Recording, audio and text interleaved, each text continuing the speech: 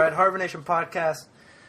Good friend Kyle Crawford is now going to join me. Kyle, how are you doing today? I'm good, Harv. Quick word to introduce myself. When I was 10, I won a state championship in 10-year-old All-Stars baseball. My senior year in high school, I was awarded the Heart Award by my soccer coach. Great achievement in my life.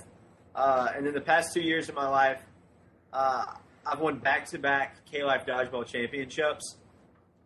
So I'm a pretty decorated athlete, I'd like to say. I'd like to say that this is our second attempt at the first podcast.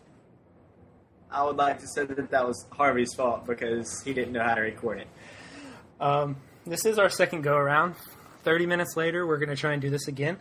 So hopefully we'll be better than we were the first time, but nobody's going to get to hear the first one because it was too serious, and we're not serious people. We're fun. Absolutely. Right? Absolutely. All right. Well, let's go a little serious. Who's been your most impressive team in the NBA playoffs so far? Most impressive has definitely been, I'll pick one from the East, one from the West. The Eastern Conference, I'm going to have to go with the Magic. They're up 3-0 against probably the fifth best team in the East in the Bobcats because the Heat don't have anything besides Dwayne Wade, which kind of eliminates them from being anything decent. But that's beside the point. And then in the West, definitely the Thunder, just because they're not expected to be where they are. Played LA tough in LA. Could have, should have, would have stolen a game there. And then they went back to OKC and in front of a crazy crowd pulled off two big wins, one of which was an absolute beatdown.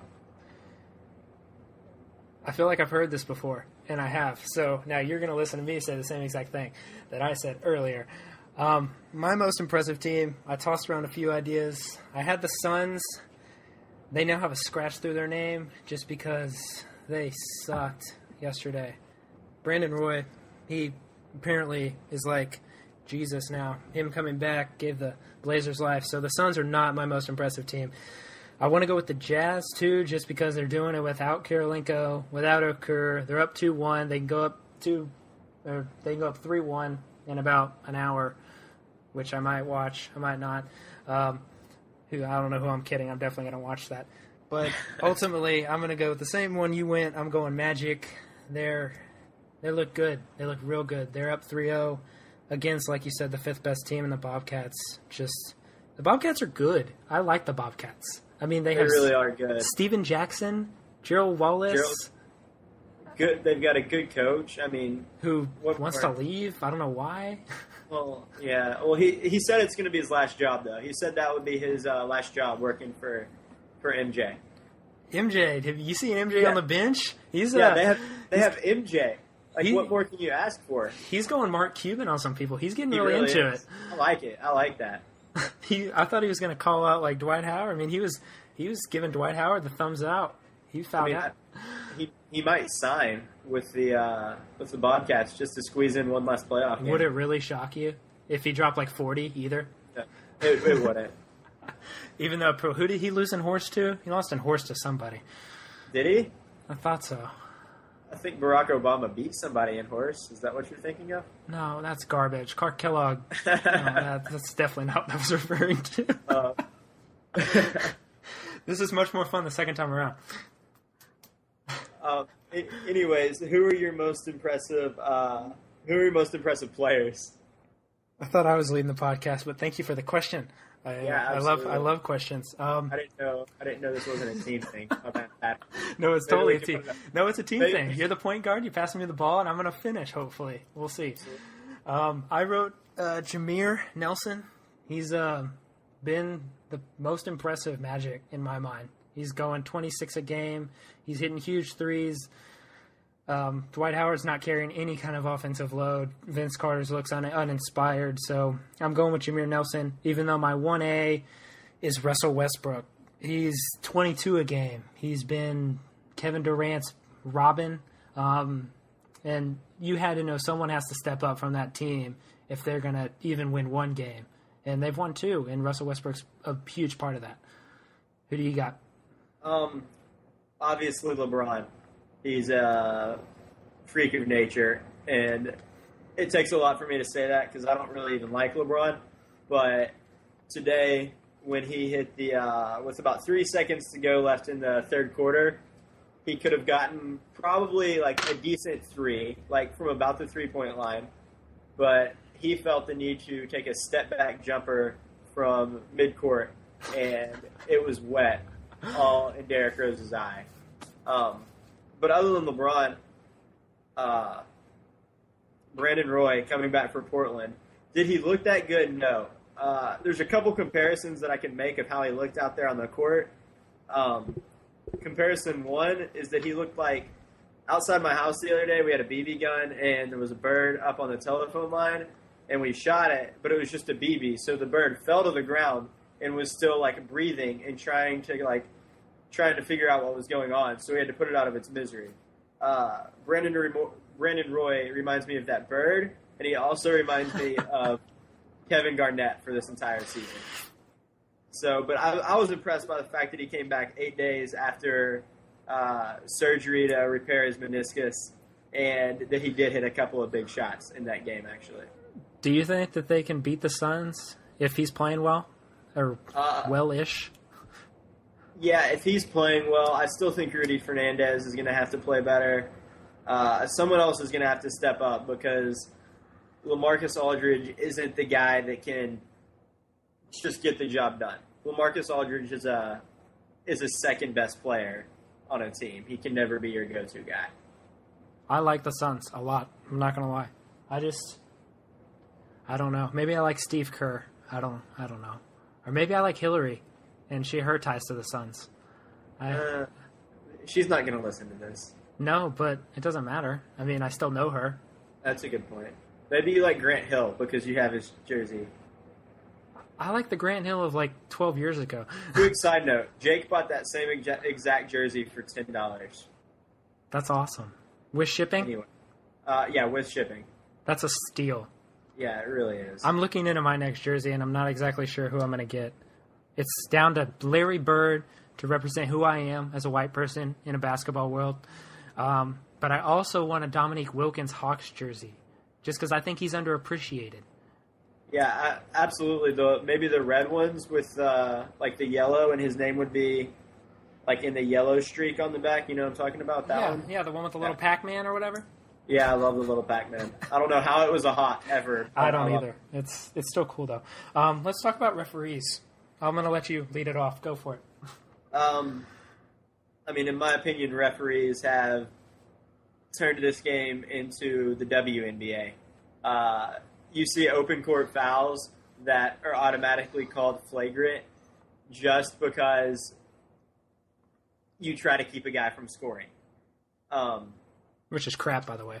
Yeah, I mean, in the game the other day, there was an open court layup opportunity. Someone comes in from behind, tries to actually does throw a hand at the ball, hits the guy somewhat hard, and then holds him up to keep him from falling and injuring himself. Of course. And he still gets hit with the flagrant foul, which is ridiculous in my opinion. It's becoming weak. I mean, you said it. I don't know if you even said it this podcast, but you said it last podcast. It's coming a weak league. They're taking flagrant fouls, and they're reviewing replays of who hit who with an elbow, and they're ejecting people because of it. I mean, I miss Ron Artest going into the stands and being able to kill a guy for throwing a beer at him. I mean, and if he gets suspended, so be it, but at least he was tough. I mean, you're bailing people out with block charge calls. I love Luis Scola, but he's so obnoxious if he wasn't a Rocket. I mean, he's just Vlade Divac. He's a modern-day Vlade Divac. He just jumps in front of people and takes charges that have no business being charges. Absolutely. I don't know if you watched the 30 for 30, the ESPN thing with Reggie Miller. Yeah. But like a lot of that really just revolved around him even talking trash to Spike Lee on the sideline. Of course. And so Reggie does the choke symbol at Spike Lee or whatever. Well, if that had happened today, Reggie would have gotten ejected from that game. Oh, and yeah. then suspended for the rest of the series, probably. And fined like $35K or something. Yeah, and I mean, the NBA is for these guys to make a living and to entertain the rest of us. So I don't understand why the NBA just won't let them entertain us. I don't understand why the Mavericks can't win this game. I don't understand why the Spurs are old. The Spurs are the Celtics of the West. Definitely. I agree. It's troubling to me that they just now decided, oh, we're the championship team everyone thought we were in November when they signed Richard Jefferson. Like, there was a few, even like ESPN analysts were like, oh, well, I think the Spurs can challenge the Lakers in the West. And they got like the 7 seed. And now you're going to compete? I don't get it. I mean, I guess they're a threat again, though. Yeah. I mean, they just went up 10. They're going to win this game. They're going to win this series. I would have to say they're a threat. A threat to who?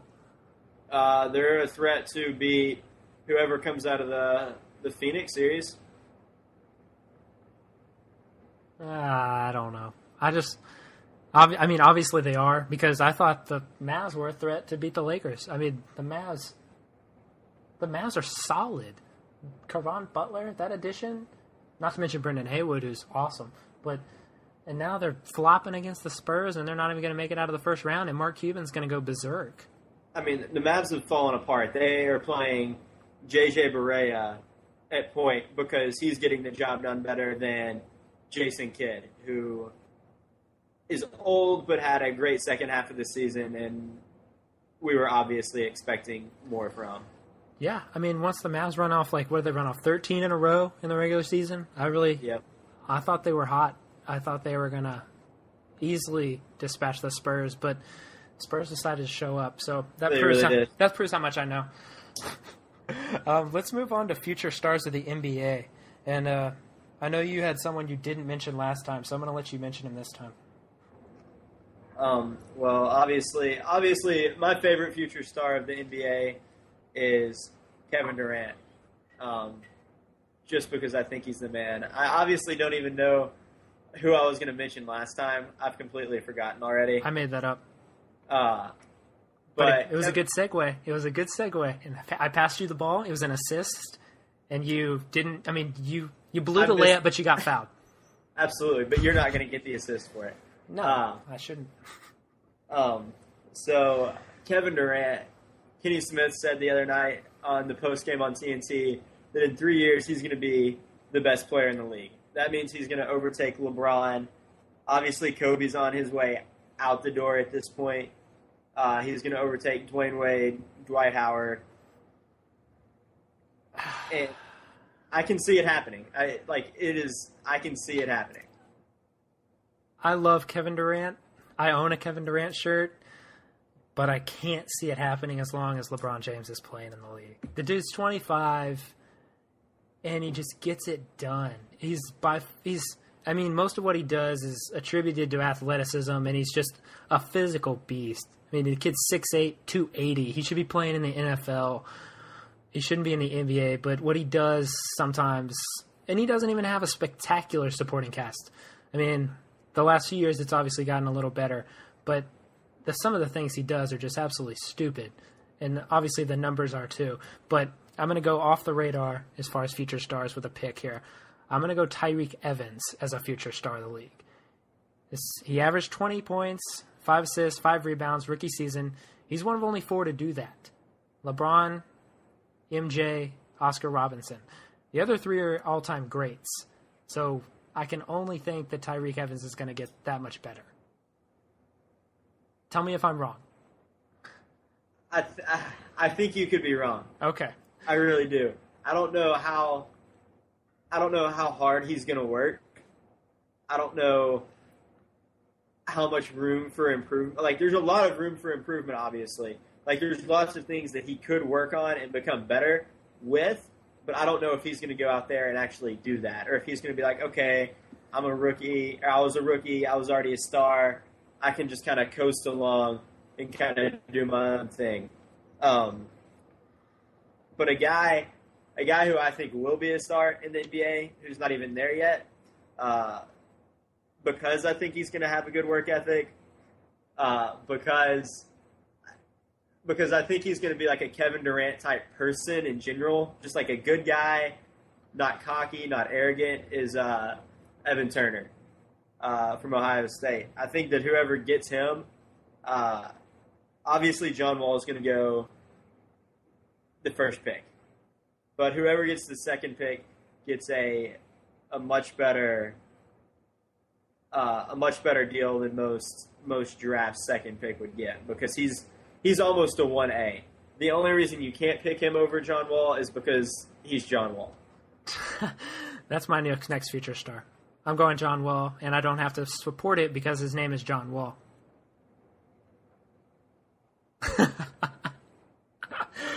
I'm glad you agree with that. No rebuttal from you. Good, right? I mean, I just have to do the John Wall dance. That's really all you can do in that spot. But no one else can see the John Wall dance but me. But you laugh, and that's what matters. Yeah, people just think I laugh for no apparent reason probably because I have my own podcast. Yeah, who's got their own podcast? You're listening to mine. We're 18 minutes into this, and I somehow still have your attention. No, you don't. Yeah, and with that, I just lost it. And with this, I would like to say thank Blake Jackson for being the only person dedicated enough to listen to this. I will see your Blake Jackson, and I will raise you a Nick Harmon. 19 minutes into this podcast. Nick, you're still listening. Thank you. One person I know that won't make it 19 minutes into this podcast is Will Ebner. Or if he does, he'll make it to the end just so he can trash it. So thanks, Will, for not making it this far. But hopefully World will get back to you that you were on it. And I would like to add one more name to that list. Kevin Smith. I don't think you're going to make it this far into this podcast. But if you do, just come give me a hug next time you're around. I'll second that. Come give me a hug, too. All right. Let's talk about MVP chants. What the heck? Why are all these fan bases embarrassing themselves like that? I really have no idea, because, I mean, as we went over a list in the first take of our podcast. And we're going to go over it again in a minute. And we're gonna do it again, actually right now, about teams that have any right to have an MVP chant. Obviously LeBron, who is going to be your MVP this year. The Cavs fans can chant MVP at him the entire game if they want to, because he deserves it.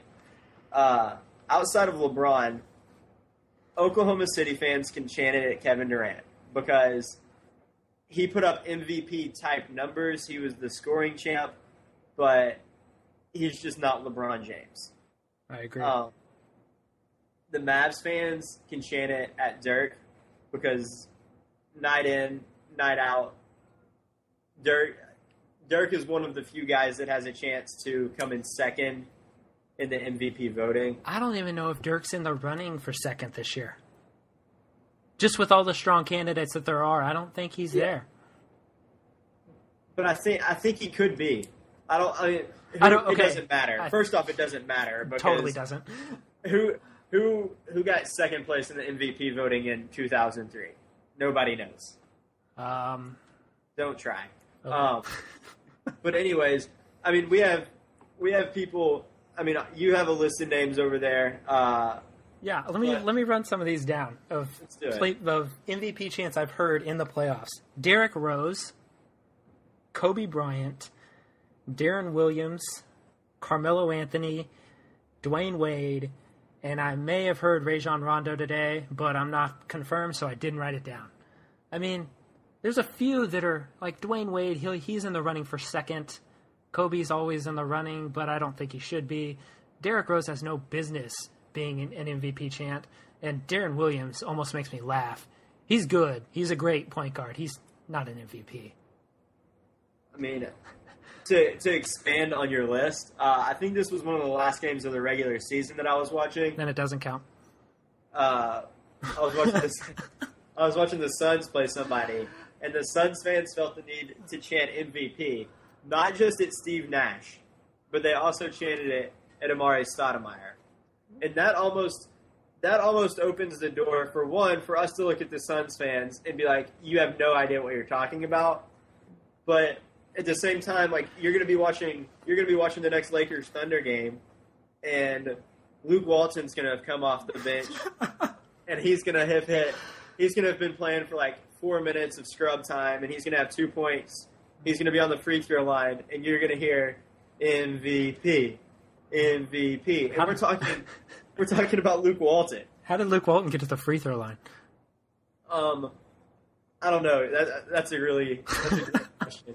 I'd like to talk about last night real quick. He was in the game for 15 seconds before he had picked up an off-ball foul and then gotten a technical foul right after that, arguing the call. And we're talking about Luke Walton. And Phil Jackson, for whatever reason, felt that it was okay to leave him in the game. Adam Morrison should have been running off the bench to get Luke Walton out that very second. Have you seen the Lakers bench lately? They have nothing. They have absolutely nothing. I mean, I never thought that having Devin George come off your bench would have been a good thing, but the Lakers need him back. That's true. What do they have? They have Morrison. They got Luke Walton, Sasha Vujacic, Jordan Farmar, growing another pair of ears. DJ Mimba, or however, no one even knows how to say his name. Ron Artest's friend. Yeah, the guy he's wearing Oakleys now. He used to play for the Mavs, and he played a little bit, but now he's wearing those like Oakley glasses, and he just sits over there. There's no way they can win a title with that bench. They really can't. Oh, I mean, I guess they did it last year for the most part, but back-to-back's a stretch. They don't. And then Derek Fisher is starting. He should be on the bench. Derek Fisher, he should be in like almost Adam Morrison territory. The only reason he should get off the bench is for the last 20 seconds of the game when he can hit a big shot. That's it. Well, I mean, I'm afraid Derek Fisher, like, Russell Westbrook has absolutely dominated Derek Fisher in this series. Like, Russell Westbrook is 15 years younger, 5 times quicker, and has just made Derek Fisher look stupid. It's the same problems they had last year. He couldn't guard Aaron Brooks, and so he took his anger out on Luis Scola. That was bad. So are we going to try are we going to talk about the naming of the podcast thing again? I forgot what I said, but yeah, sure. For those that have made it 25 minutes into this podcast, first off, thank you.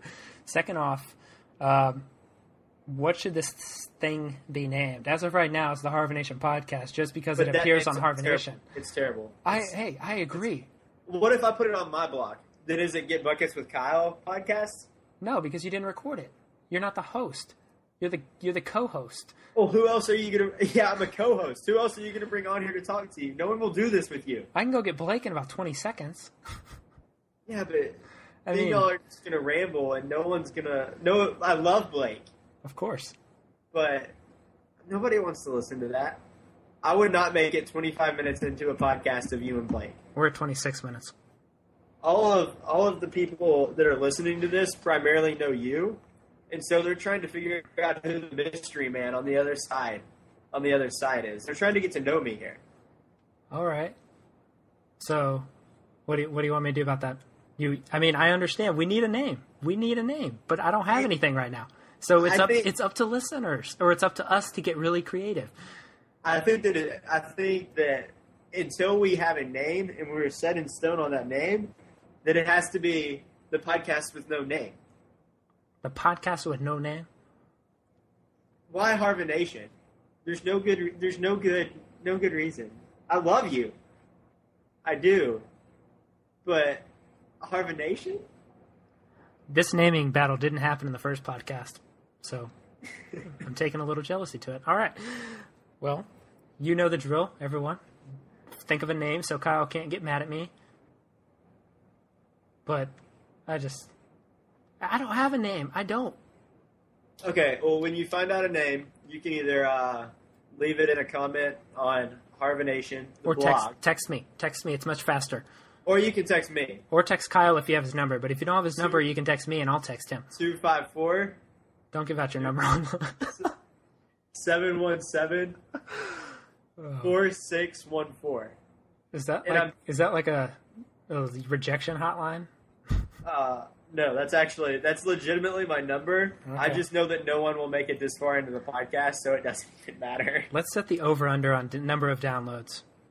Downloads? It'll be on iTunes, man. It'll be on iTunes. What do we want to put the number at? Like 17? Do we have that? That's like double what I was going to put it at. How many people read your blog? Plenty, but I don't know how many people. I think people just read my blog because they're my friend. I don't think they care enough to listen to me and you talk for 28 minutes. Right, but you said the number of downloads, not the number of full listens. Right. Okay, I agree with that. I think the word podcast, and it means that, oh man, I have to sit and listen to him talk, as opposed to listening to him write about something or read what he says. I'm putting the over under me. I'm putting it at 8. I'll take the over of that. I'll take the over of that? Yeah. Okay, do me and you count? No. Okay, so we'll put it at 10 and we can download it anyway. Okay, perfect. That'll be the over under. And whoever, are you willing to take the under on that? Or do you think it'll be over?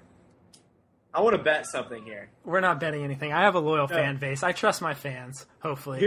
Actually, I don't trust you at all, so prove me wrong, please. Can I tell you what I want to bet, though? What do you want to bet? Well, we're obviously doing this, and they're only going to get to hear it, but we get to see each other throughout this. Yeah. Whichever one of us loses has to do the podcast naked.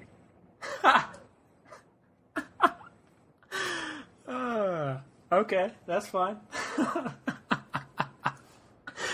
I've never been okay, that's cool. So over under it, I'll put it at 11.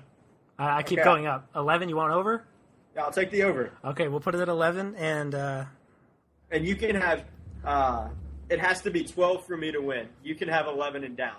Okay, that sounds you've good. Got it if it's a push or if it's under. What's our deadline? Today is the 25th, Sunday the 25th. Why don't we do Wednesday? Okay. Does that work? You think people enjoy us rambling on about our own personal lives and how many people are going to download this? They absolutely hate that this is happening. Like, I wouldn't be surprised if they don't know we're betting on this because they saw that we were rambling and they were just like, okay, they're done talking about anything that might matter. We're at the 30-minute mark. I think at the 25-minute mark, people probably got about, I think I've had enough of this. They stopped talking about anything productive, so I think we're done here. But if they subscribe to the podcast on iTunes, then they're going to get the update next time we do this, which hopefully is going to be very soon. We don't have a schedule or anything for it, but maybe once, twice a week. So you got anything else to add? We'll probably, if there's breaking news, if Tiger Woods has sex with another woman, we'll probably try to get back on here pretty quick to talk about it / make fun of Tiger / talk about it. So, any parting words? Yeah. Follow me on Twitter. Oh gosh. You gotta be kidding. My username is simply Kyle Crawford. Twitter. There we go. My word of advice is do more push-ups in the gym. All right. Y'all have a great day. See you, Kyle. Yeah.